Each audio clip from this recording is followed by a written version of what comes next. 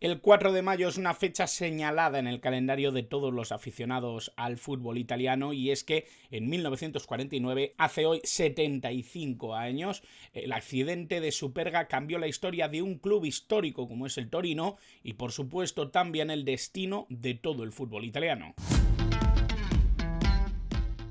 Muy buenas a todos y bienvenidos a un nuevo vídeo del canal, bienvenidos a un nuevo vídeo en el que vamos a hablar de historia, vamos a hablar de uno de los acontecimientos más importantes en la historia del fútbol italiano. Probablemente ya sepáis por dónde voy, por esa entradilla, por lo que es la miniatura, por lo que engloba este grande Torino, pero hoy vamos a intentar conocer mejor la historia del accidente de Superga, ese accidente que se llevó a una generación increíble del fútbol italiano, empezando por ese gran Torino que había ganado 5 títulos en Italia, ese gran Torino que no había tenido oportunidad de brillar en una competición internacional, todavía no habían tenido cabida esas estructuraciones que llegarían en los años 50, pero que probablemente era uno de los equipos más conocidos, ya no solo en Europa, sino también a nivel global, con giras por Sudamérica, con equipos que le querían enormemente, que incluso después del accidente tuvieron la responsabilidad de ayudar en todo lo que pudieron a la entidad y, por supuesto, para estar junto con la familia de las víctimas y con los aficionados al Torino.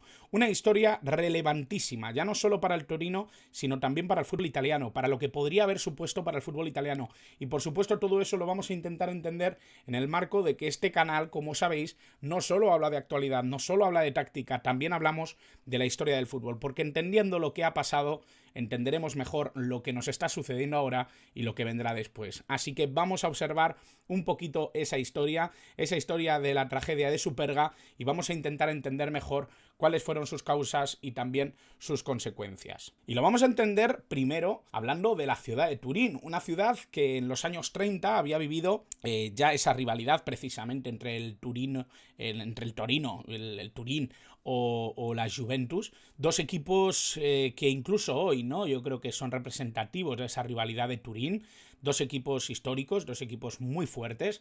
Sabemos todos, ¿no?, el recorrido que ha tenido la Juventus a lo largo de toda su historia, un conjunto que ha tenido sus luces y sus sombras, pero sobre todo luces, ¿no? Uno de los equipos más brillantes de Italia, uno de los equipos que siempre ha solventado de alguna manera esas sombras con grandeza, con grandes títulos, con grandes jugadores, con grandes nombres, y sobre todo afianzados precisamente con la familia Agnelli, que en estos años 30 ya estaban empezando a tener una repercusión importante dentro de las decisiones que se tomaban en la Juventus. En los años 30 ganan 5 títulos seguidos, algo que precisamente es su equipo vecino quien trata de emularlo en los años 40.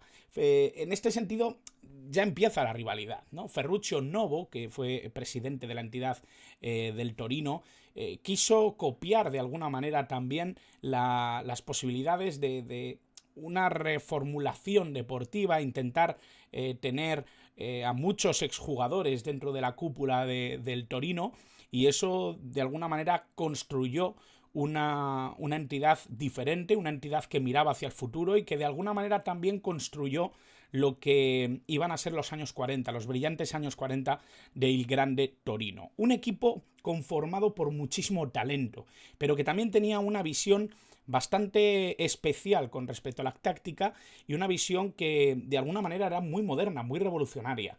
Yo creo que esto es lo primero que tenemos que intentar entender.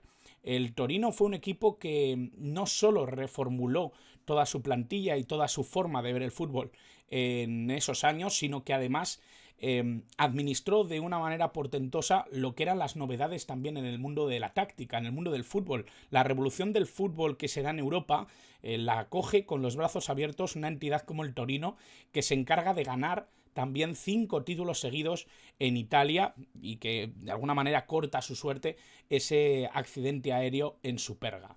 Vamos a tener todo esto encima de la mesa, vamos a intentar comprenderlo de alguna manera a través de las decisiones que toma Ferruccio Novo, de los fichajes que se hacen como el de Valentino Mazzola, que llegó del Venezia, pero sobre todo vamos a intentar entenderlo también desde el punto de vista social.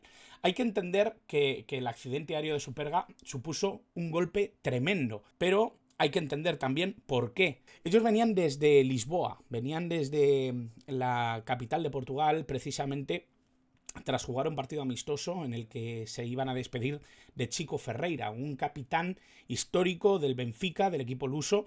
Y bueno, aquí les vemos precisamente en una fotografía, ¿no? A la derecha Chico Ferreira, a la derecha el capitán del equipo portugués, a la izquierda el gran Valentino Mazzola, padre de Sandro Mazzola, que triunfó con el Inter en los años 60 y que por supuesto aquí era uno de los grandes referentes, ya no solo del fútbol del Torino, sino también de la selección italiana.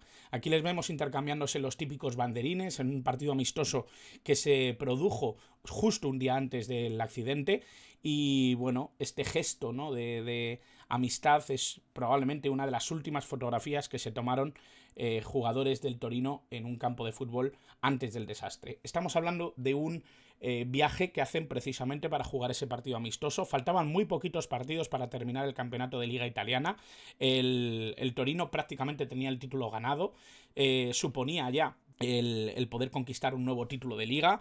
Es cierto que era un equipo devastador, un equipo capaz de romper con todo lo que con todos los rivales que se le ponían enfrente. Era un equipo realmente potente, un equipo además entrenado por Erstein, que era un entrenador muy moderno, un entrenador que se había encargado precisamente con la ayuda de Vittorio Pozzo, por cierto, porque muchas veces vamos a hablar de Vittorio Pozzo porque hasta 1948 fue seleccionador italiano, fue el encargado de hecho de ganar los títulos del 34 y del 38 con Italia. Y yo creo que es importante también, es muy relevante, porque fue uno de los que citaron precisamente a reconocer los cadáveres del accidente. Y esto a mí me sorprendió muchísimo cuando lo supe, porque era íntimo amigo de muchos de los que ocupaban su plaza en el avión. Iban 31 personas en este Fiat, un vuelo que bueno, como ya digo, ¿no? Eran 31 personas las que viajaban, fueron 18 los jugadores que perdieron la vida en el vuelo, luego había varios miembros del staff, perdió la vida incluso el entrenador. Aquí vemos los restos, de hecho, del avión. Se dice que fue un fallo humano, porque decían que, bueno, había muy poca visibilidad en Turín. Parece que la sensación es que el piloto creía que estaban mucho más alto de lo que estaban. Pudo ser también un error incluso de los medidores. Había muy poca visibilidad, cerca de 35-40 metros hacia adelante en horizontal. Por lo tanto, cuando vieron probablemente la colina, no les dio tiempo a cambiar el rumbo, a intentar sobrepasar esa colina de Superga sobre la que está la basílica que hemos visto en la primera fotografía. Sí que es cierto que todo esto trastoca un poco a Italia, ¿no? Aquí vemos precisamente el titular, ¿no?, de la estampa. El vuelo del Torino que volvía de Lisboa se precipita sobre la colina de Superga. Bueno, pues prácticamente ya el título lo dice absolutamente todo. Es una de las primeras noticias precisamente que bueno, comentan el accidente. Ningún sobreviviente, los 31 que viajaban fallecieron en el accidente. 3 periodistas, como ya he dicho. De hecho, el propio Luigi Caballero era compañero de la estampa, compañero de este periódico que tiene que decir precisamente en el subtítulo, Caballero de la Estampa, Casalbore de Tuttosport y Tossati de la Gazzetta del Popolo, también perdieron la vida, los 3 periodistas que viajaban con el equipo. Y ya digo, todo el staff técnico, varios representantes de la directiva y en el caso de los futbolistas, 18 jugadores perdieron la vida en este accidente aéreo. Un accidente que trastoca toda Italia. Es impresionante. Yo he visto varias fotos que me han llamado mucho la atención. Esta yo creo que es muy buena para representar lo que fue que todo el pueblo italiano sintiera de alguna manera la pérdida, ¿no? Ya no solo porque obviamente este equipo era algo más allá de la ciudad de Turín, era un equipo que representaba toda Italia, era un equipo que conformaba gran parte de la selección italiana. De hecho, Vittorio Pozzo en algún partido alineó 10 de 11 jugadores del Torino. Esto es algo increíble, ¿vale? Que la selección italiana tenga 10 de los 11 jugadores de un mismo equipo es algo increíble, es algo que parece que cuesta, ¿no? Darle forma. Probablemente si no se hubiera cruzado la Segunda Guerra Mundial, aunque es verdad que en este caso Mussolini no quiso que los futbolistas fueran a la guerra ni que se alistaran, querían que los campeonatos siguieran jugándose, quería que el fútbol siguiera, que era muy importante para el enaltecimiento de los ciudadanos. En este sentido es verdad que no se cortó de alguna manera el fútbol, pero sí se perdieron varios mundiales, hubo un enrarecimiento muy muy claro del fútbol en Europa. Esto es completamente lógico, ¿no? De ahí que se propague mucho el fútbol, por ejemplo, en Sudamérica, y que en Europa pues quedara un poquito parado, ¿no? En este sentido yo creo que el Torino empezó a hacerse un nombre justo después de esos años duros de la Segunda Guerra Mundial, y sobre todo teniendo en cuenta que es en esa década, ¿no? A finales de los 40, cuando empieza a tener una representatividad, empiezan a viajar, a hacer giras para demostrar lo buenos que son jugando al fútbol, con esas reformas a nivel táctico, a técnico, ¿no? Yo creo que al final muchos de estos jugadores representaban a Italia allá donde fueran, e incluso, como digo, ¿no? Al final Valentino Mazzola llegó a alinear muchísimos jugadores de este equipo. Era uno de los grandes conocedores, ¿no? del fútbol de Italia, y era uno de los grandes amigos de Erbstein, que era el que llevaba a cabo este equipo. Y luego sí que hay una fotografía que no he incluido, en la que todo el equipo de la Juventus, con sus camisetas de juego, están acompañando la comitiva de Valentino Mazzola. Creo que es algo muy representativo, creo que es algo que define a la perfección lo que es el respeto, ¿no? Por los héroes y los compañeros, y en este sentido creo que la rivalidad llevada al pueblo, llevada a lo que es la disputa sana, fue representada por toda Italia. Más de 500.000 de personas estuvieron presentes en el funeral en la ciudad de Turín. Solo 2 jugadores no estuvieron en ese vuelo dentro del equipo del Torino. Fueron Sauro Toma, que ahí lo tenéis en la foto de la izquierda, y el portero suplente Renato Gandolfi, que no se subieron a ese avión. Hubo otro que no se subió al avión, y esto es una historia curiosa porque, bueno, ya sabéis que el vuelo que se produce aquí es precisamente para jugar un amistoso contra el Benfica, y Valentino Mazzola, que era amigo de Ladislao Kubala, le invitó a formar parte del Torino para ese partido amistoso. Antes era muy propicio, ¿no? Que jugadores de otros equipos, que de hecho Kubala todavía no estaba en el FC Barcelona, llegaría después de un tiempito.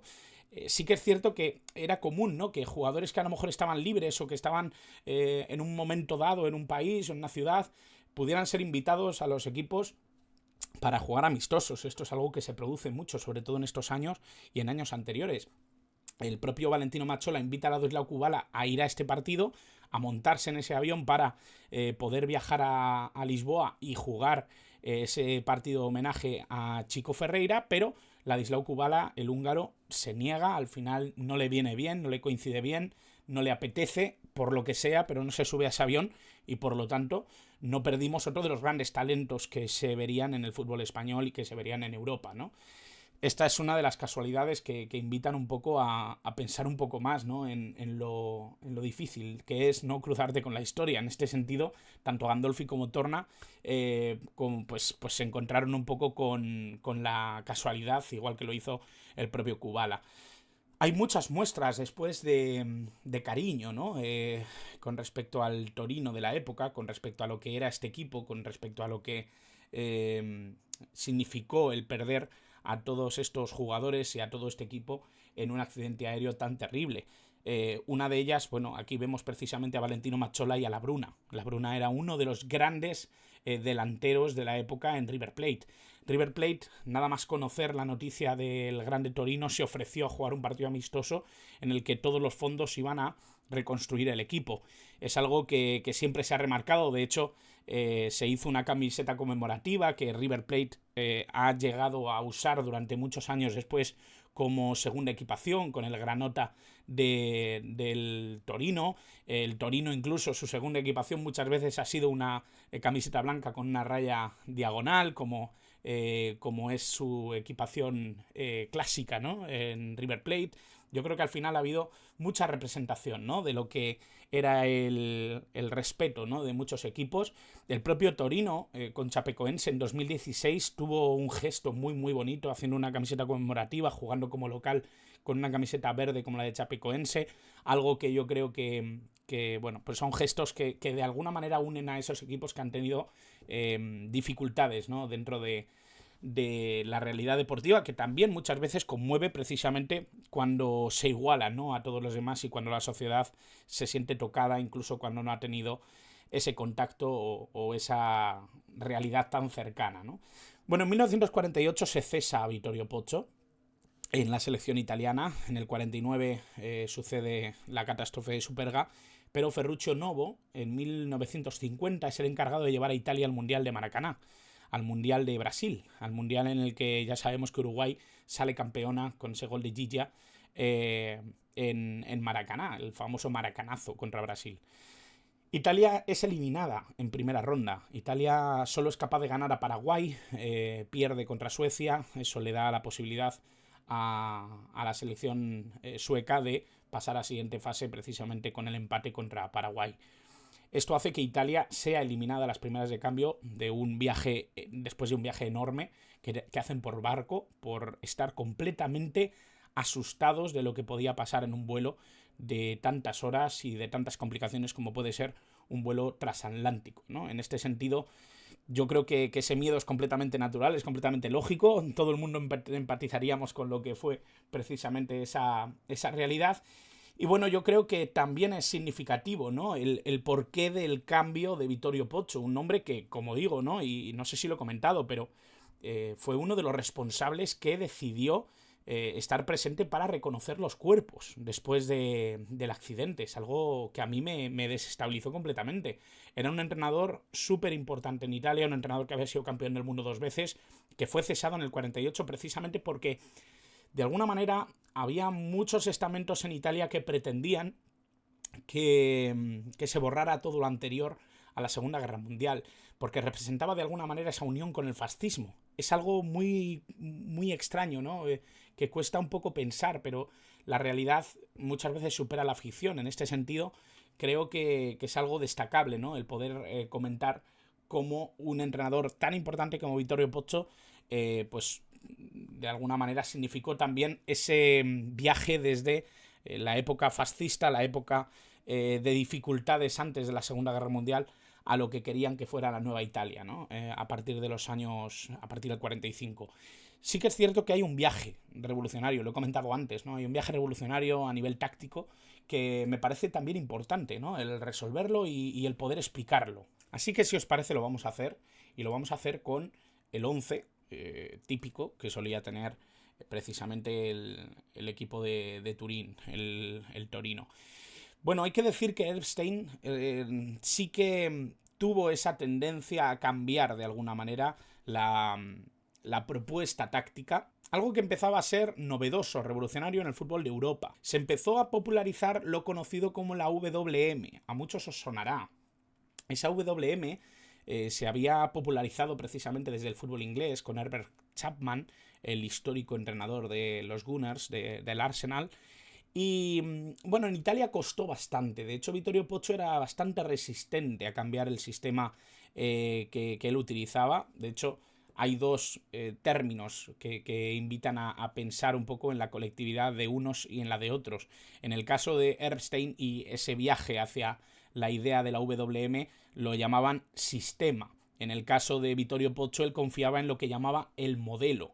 Ese modelo, esa idea de juego, buscaba de alguna manera esa WW. Era un viaje un poquito más cercano a lo que había sido el 2-3-5 de las primeras épocas, de esos primeros brillos tácticos de Europa. Él consideraba que para el equipo italiano funcionaba mucho mejor la WW. Le daba cierta consistencia al mediocampo, le facilitaba el poder tener esa predisposición a la defensa, el tener mucho más resguardados a los defensas y tener esa posición ganada de lo que se llamaba director de juego en Italia. Sí que es cierto que con la WM se evoluciona un poco más y se configura un equipo ganador como es el Torino. Y lo de la WM pues es tan sencillo como pensar que estamos hablando de pues una línea entre los jugadores tanto en defensa como en ataque. Estamos hablando de una línea, como ya he dicho, ¿no?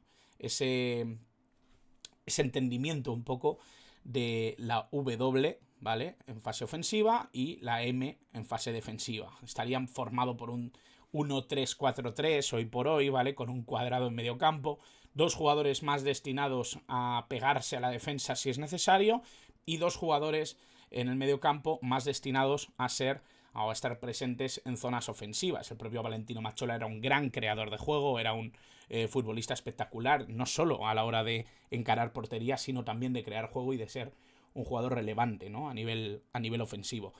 Esto es un poco la explicación de esa revolución que también se estaba dando en el fútbol italiano y que de alguna manera también afectó a lo que fue la Italia de 1950. Para empezar, se tuvo que cubrir gran parte de la convocatoria que iba a ser probablemente del Torino y que iba probablemente a intentar dominar también ese Mundial de 1950. Era el regreso de la gran selección campeona en el 34 y en el 38, esos dos mundiales que se celebran justo antes del devenir de la guerra mundial en Europa, de esa Segunda Guerra Mundial, que cortó los planes de la Copa del Mundo y que los llevó precisamente una década después a 1950 y lo llevó precisamente también a Brasil, un país que tuvo que ver el maracanazo y que no pudo vivir una selección italiana que podría haber sido histórica de haberse conformado con gran parte de los jugadores de este histórico grande Torino. Así que bueno, esto es un poco lo que yo os quería comentar con respecto a la táctica. No quiero tampoco aburriros, porque cuando hablamos de historia del fútbol creo que hay suficientes cosas que decir. De hecho, podríamos hablar de táctica en cualquier otro momento, ¿no? Pero yo creo que es importante, ¿no? Reconocer los gestos, reconocer los momentos, reconocer los periodos históricos en los que muchas veces el propio fútbol interpreta que es momento de recordar a los que ya no están y recordar esos gestos que muchas veces te conectan precisamente con el pasado, te conectan con el recuerdo y te conectan con la tradición, como esta camiseta que ha puesto en marcha el Torino y que de alguna manera intenta mostrar lo que era la antigua casaca, ¿no? De los años 40 de ese Torino, con las enseñas prácticamente veladas para que se vieran del mismo tono de la camiseta, para que parezca que está completamente limpia, tal y como la llevaban antaño. Solo tenían el escudo de la Federación Italiana. Y bueno, el recuerdo de un equipo histórico, el recuerdo de un equipo lleno de estrellas, el recuerdo de un equipo que pudo haber sido mucho más de lo que fue, un equipo que ganó 5 competiciones ligueras y que luego tuvo la oportunidad además de terminar ganando, ¿no? En esa competición que quedó sin acabar y que no pudieron jugar estos grandes jugadores.